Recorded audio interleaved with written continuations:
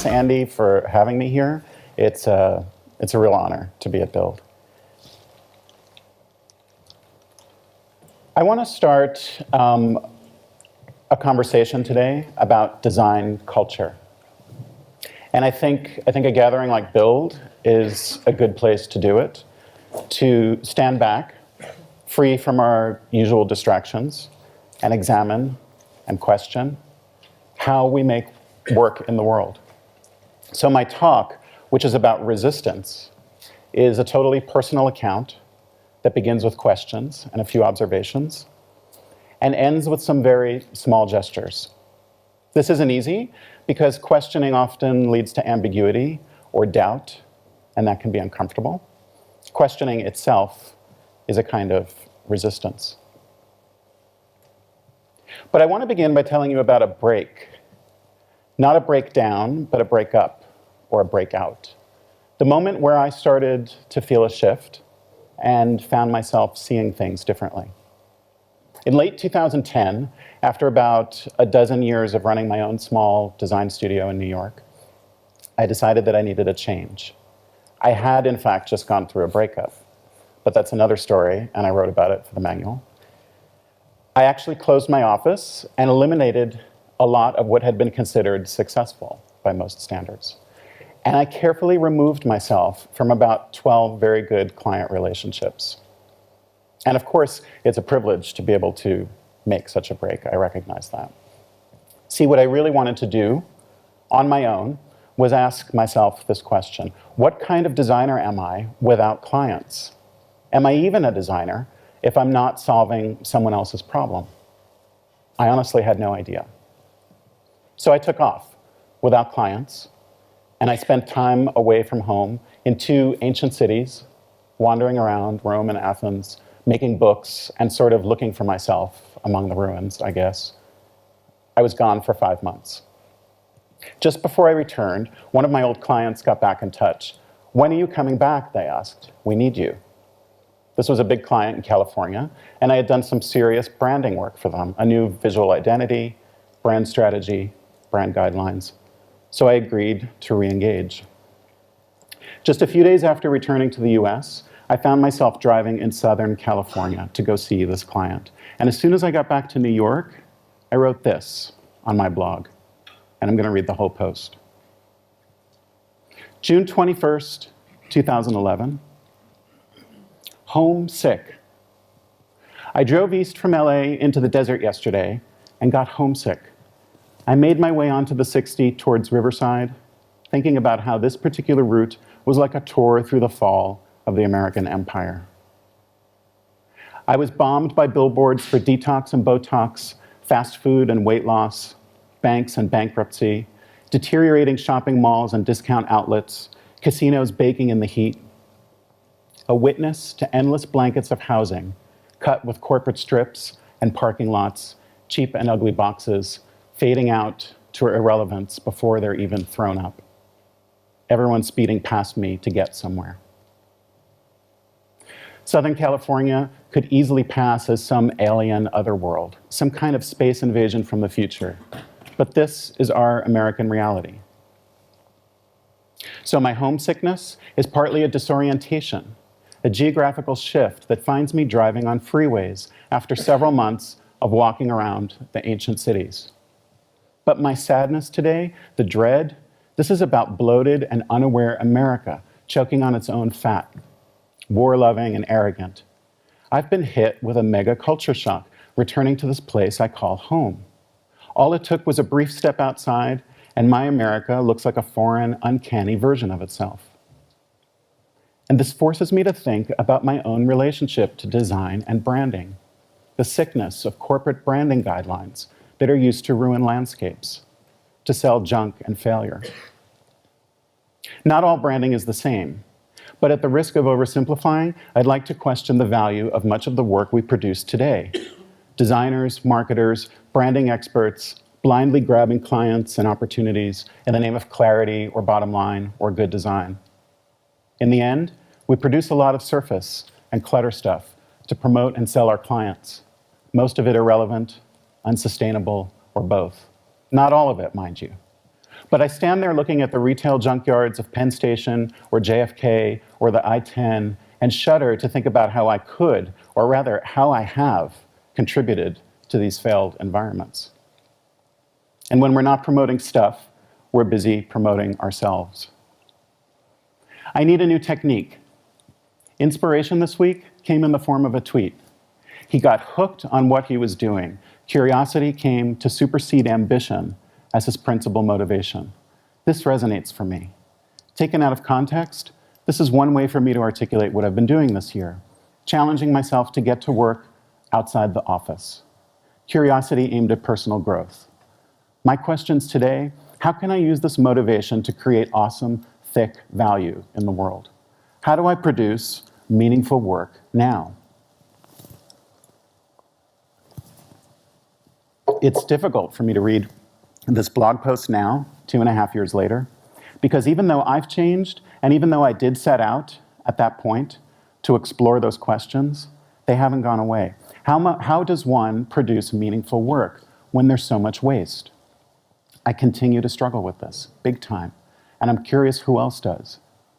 How do we, as an industry of creative professionals, reconcile the fact that so much of what we make is used to perpetuate the demands of a bloated marketplace, a monoculture? These questions aren't just for designers, I know that. At some point when I was driving in Southern California, I decided to dictate every message that I saw into my phone, and I made this list, 78 messages. We could say that this is lowest common denominator branding, cheap marketing, aimed at an audience with very little attention to spare, driving on polluted, crowded freeways. Sort of like spam, I guess. I had an extreme reaction, but it was an honest one, because the brand guidelines that I was being paid to create were supposed to be better than this. But what I really suspected, honestly, was that they weren't. That my work, designing the instructions necessary to manifest a billion-dollar brand, and the work of these marketers and designers and media buyers actually had a lot in common. The selling of promises. This homesick moment had clouded my perception, or maybe clarified it. And I was seeing very little difference between what was supposed to be the best and the worst of branding. My reaction to this landscape was complicated, to say the least. It was a knee-jerk response, triggered by the signage and billboards themselves, but very much about urban planning and the socioeconomic conditions that make this particular place, this consumerist society overall, so receptive to the allure of branding.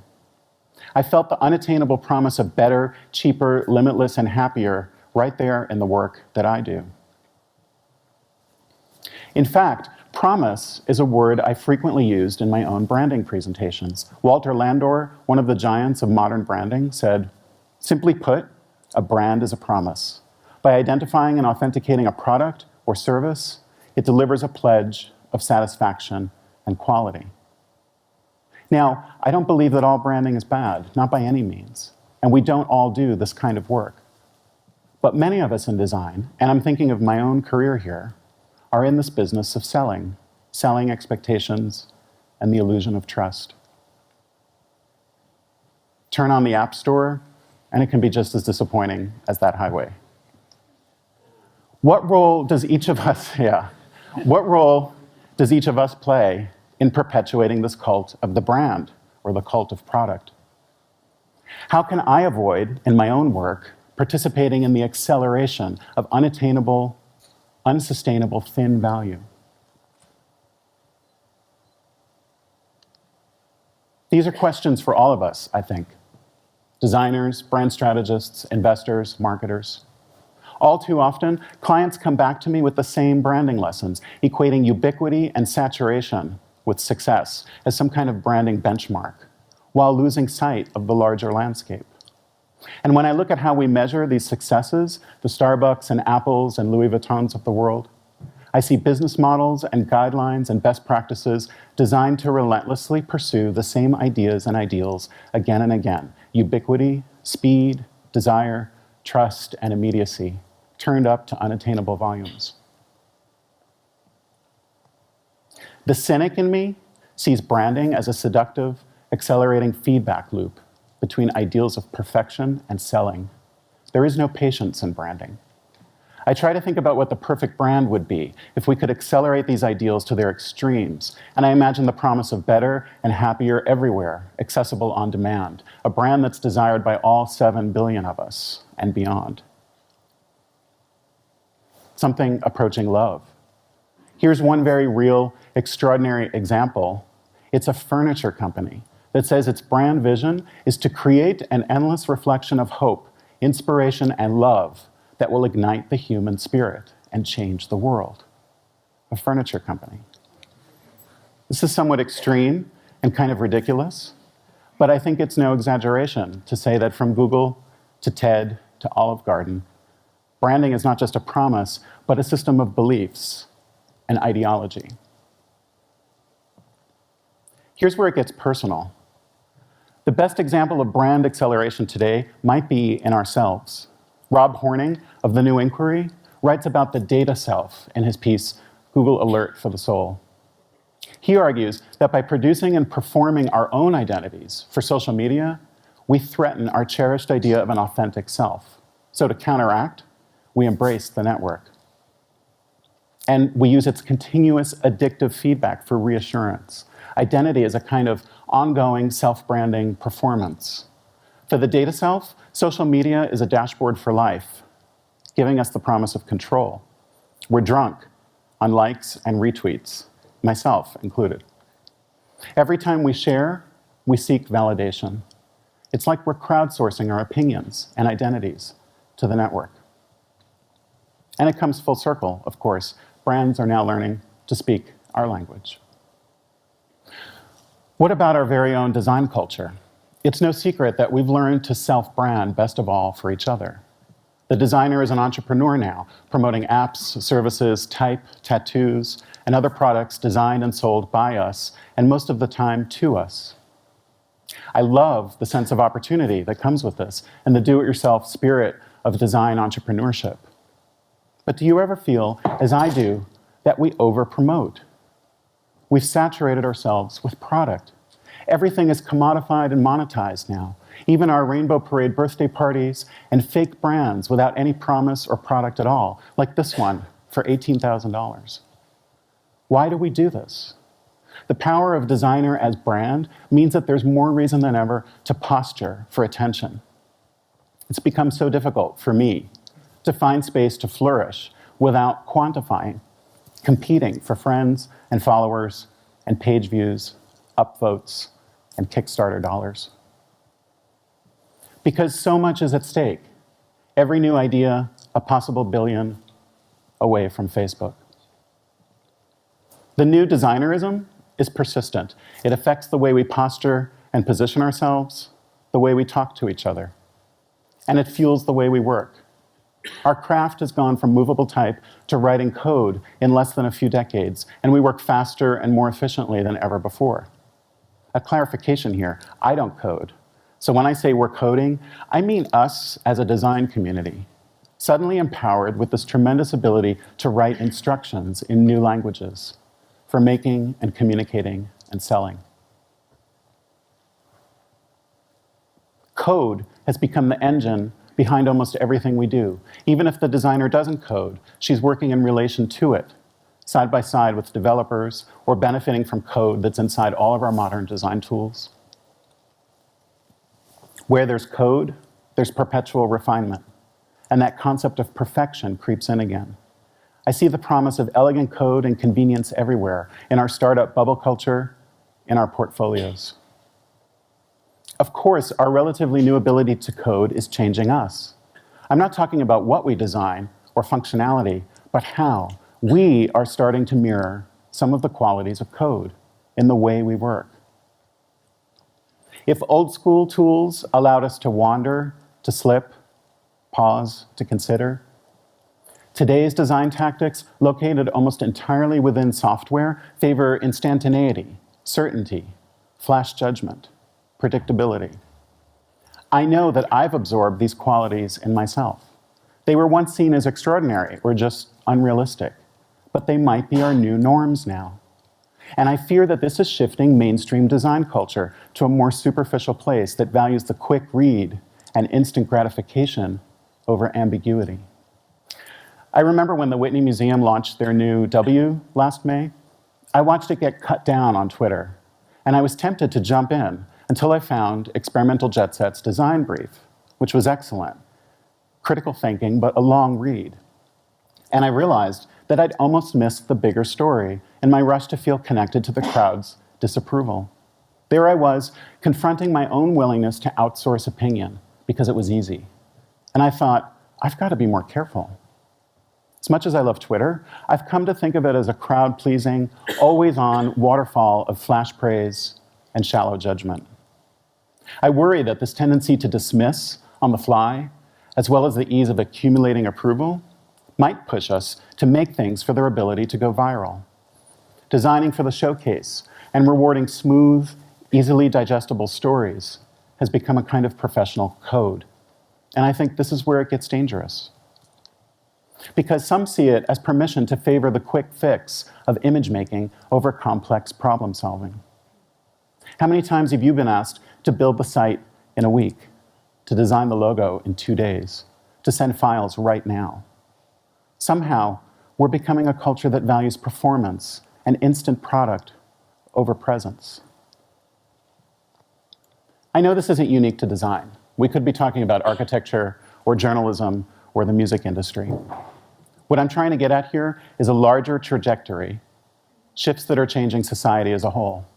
And I'm starting to see a pattern, maybe it's even a paradigm, driving a lot of what we do and how we interact with the world. And while I don't think these qualities are necessarily all bad, I need to be aware of them and keep myself in check. I think it's a good idea to stand back once in a while, take a wide view, and question, what are we seeing? I really feel that in my bones. I wonder if any of this resonates for you here in this room, because questioning is lonely, to be honest, and I'd love some company. That's why I decided to talk about resistance today. You see, since I drove on that highway a few years ago, I've been looking for ways to resist these new norms. I know that branding and code aren't going anywhere, nor should they. It's how the world works. And I've been busy with client work. I have to be. But I'm also exploring other areas work outside the office that tries to counter this narrative of selling, speed, and nonstop results. For my own sanity. It's difficult because more and more I feel like I'm operating outside of design, even though I'm using every skill that I've earned as a designer. And I guess some would say that I've been developing an artist's practice because it's for other kinds of audiences, not clients. Like this past summer, I spent 2.5 months at an artist's residency in a small fishing village in Iceland. Now, if you've ever been to Iceland, you know that it's a very big landscape with a tiny population, 1/3 that of Brooklyn. And this little town, 3.5 hours north of Reykjavik, has a population of only 530. So I decided that I would go there and do a project that would somehow involve the people of this town.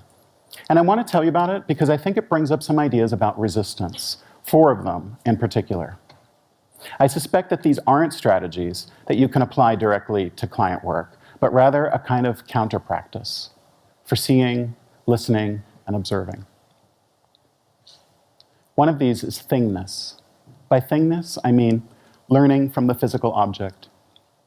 Maybe you've noticed that print publishing, the independent small press kind, and self-publishing especially, is enjoying a really great moment right now.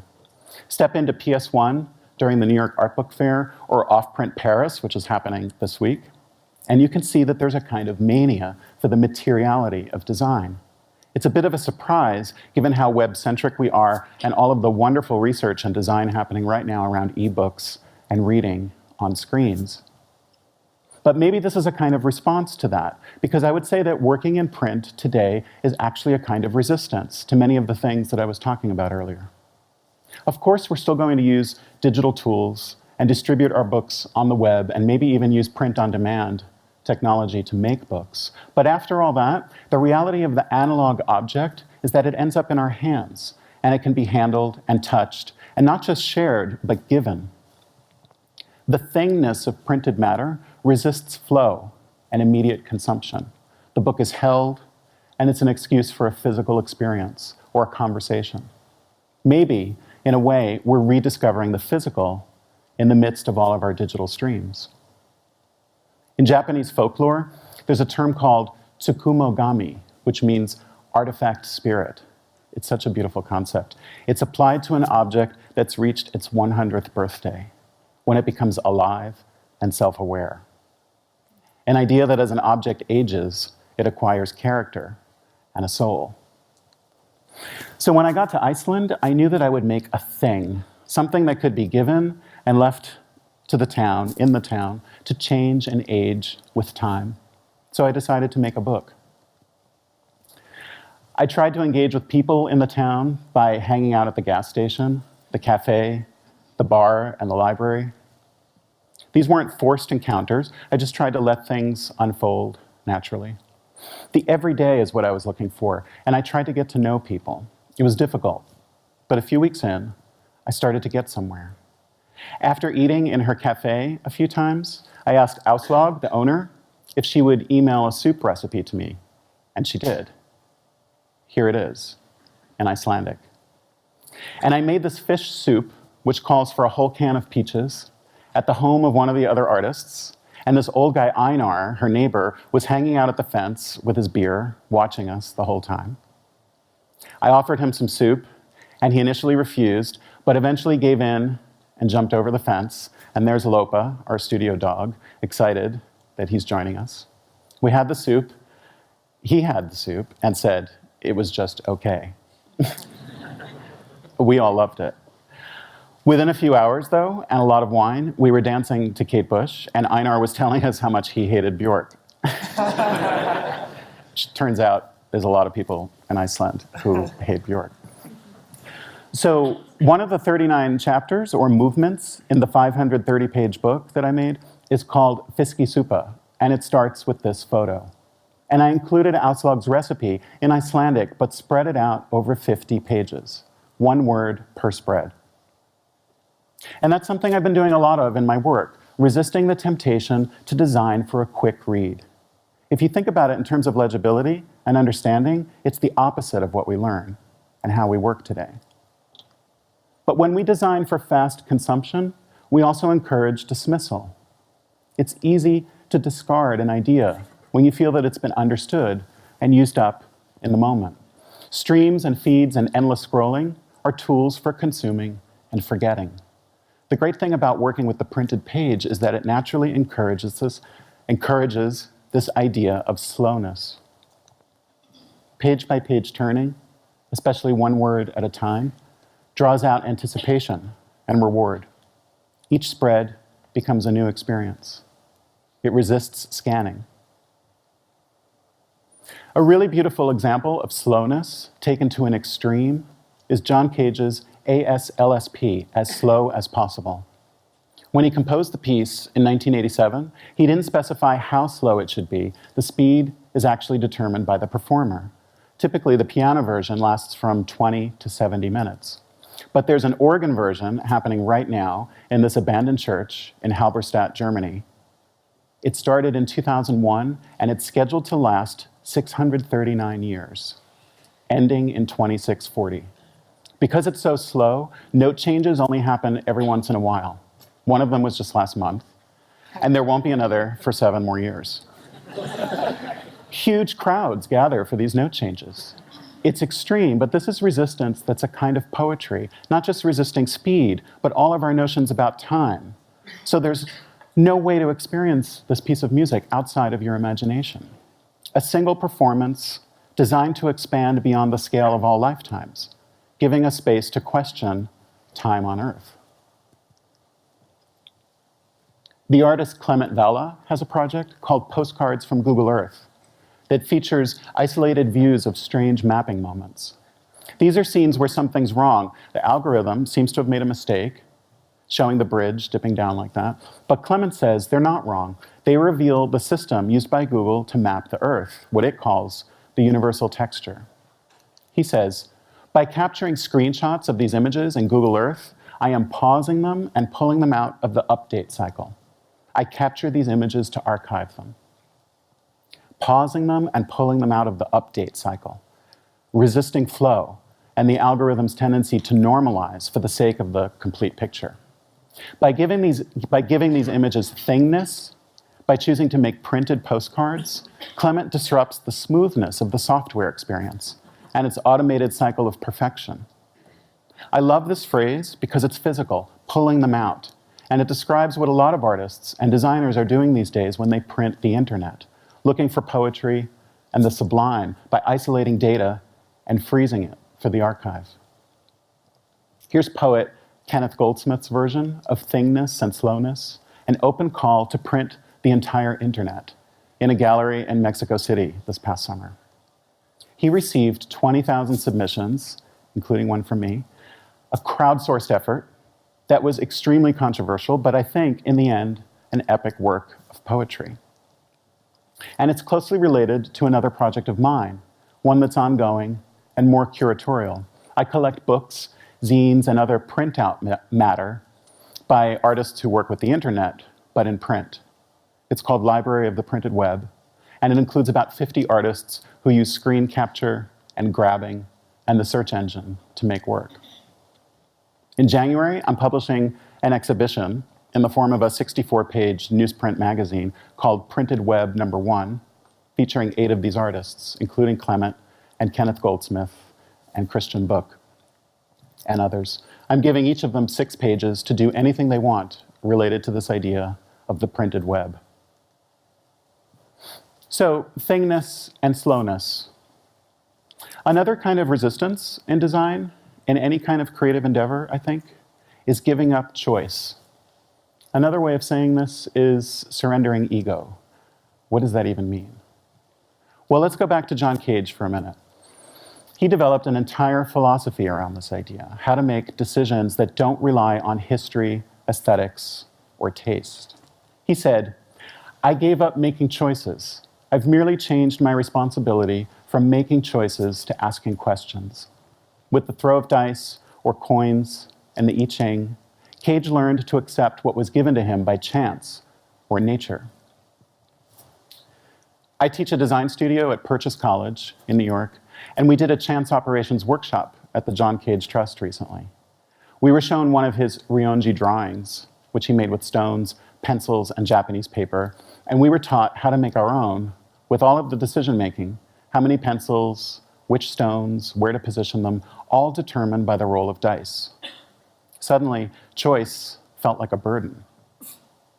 Using chance leads to surprise and results that aren't at all about historical precedent or culture. What you get is completely outside of your intent. Cage said, "The first question I ask myself when something doesn't seem to be beautiful is, why do I think it's not beautiful?"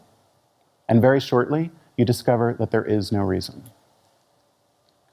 Now, this is complete heresy for us designers. It challenges everything we know about problem solving and responsibility. It's beyond resistance. Some would say it simply doesn't work. You can't use chance in design. I'd counter that by suggesting that all of us can learn to be more aware of ego, the role it plays in how we design and how we compete to tell our stories. And that this kind of openness and acknowledgement of ambiguity and uncertainty can be valuable in any kind of creative work. When I can, I try to use chance as a tool to dislodge my own assumptions and routines. My first experiment with chance was to develop a methodology for selecting a web color by flipping 3 coins. For several days, I would go through this process to generate pairs of colors and publish them to my website. Sometimes they were really ugly. Later, in a project with the John Cage Trust, I designed a book almost entirely by chance operations.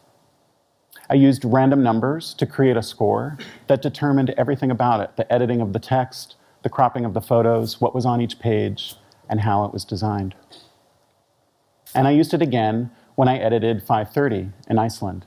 I was facing a huge amount of content, interviews, photos, texts, found material, so I decided to let the structure be chance determined. How's that for content strategy? What I discovered was that any answer is as good as any other answer, Cage would say, and that the finished work was better than anything I could have rationalized on my own. Obviously, one can't use chance for just any kind of project, but when it's appropriate, it's an opportunity to experience a feeling of being given a gift from outside of yourself.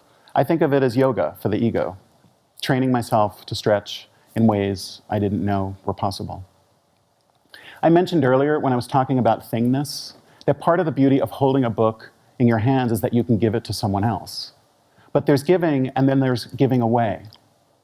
When you give your own work away for free, you're outside of the commercial transaction. You counter commodification and that spirit of the sell that I was talking about before. In the simple face-to-face gesture of handing it over, you create a small moment of intimacy and trust, vulnerability too. You're exposed. I've done it a few times now. Last year, for the London 2012 Olympics, I was commissioned to create 12 books about the towns of Weymouth, England, and Weymouth, Massachusetts. Each book was printed in an edition of 20, and I gave them all away in public, over 300 books, to random strangers I encountered at the games, one at a time. For 12 days, I moved around town. This was where the sailing competitions took place, with a bicycle and a book blanket and the books, and set them up flea market style. It was for an arts festival, so it's not as crazy as it sounds. Once people understood that I wasn't selling anything, they were happy to engage and take a book, enthusiastic even. I met locals and tourists and heard their stories and started to realize that the book itself was simply an excuse for a conversation. Each book encounter became a happening. People started hunting me down to collect more books and begging me to sell them a full set, but they weren't for sale. And after a few days, the strangest thing happened. People started giving things to me. I got books, artwork, letters, and poetry, and gifts continued to arrive in the mail well after I got back to New York. I called it a generosity echo. One woman who sat in the bakery and read through all 12 of the books thanked me for creating a fascinating social network, she said. That's her. And I realized that this was the best way to describe it, because the physical act of giving my work had connected me to an audience, and in some cases connected them to each other too. And I started to understand that this is a powerful way to create a real-time community, which is not a new idea, of course, but for me, someone who normally associates community with an endless scrolling feed, this was new. I did it in Iceland, too. I made 50 of those books and left them all there. I gave them all away to people in the town. Making a work like that for a micro audience, just 50 people, is intense. Every detail has the potential to move someone. For one section of the book, in place of page numbers, I put these little symbols. They're earmarks, all of the different ways to keep track of your sheep by marking their ears, in this particular county in Iceland. These symbols go back hundreds of years. When I gave the mayor his book, he sat down, opened it, and not knowing what to expect at all, exclaimed quite emotionally that this earmark he was looking at was the one that his family had used for their sheep when he was a child. I know we can't stop selling our work, and we certainly can't give everything away, but finding ways to connect with a community outside of the commercial transaction can be immensely rewarding. The reality, giving stuff away, is no more sustainable than selling everything. But the face-to-face experience itself of meeting my audience as they encountered new ideas and carried them away has changed how I approach my work and where I look for meaning. These real-time book encounters were an experiment in orchestrated serendipity and small batch community building. I really cherish them.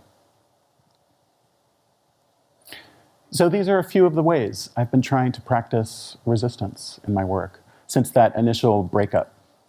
There are others too, like blankness, smallness, and the idea of the everyday.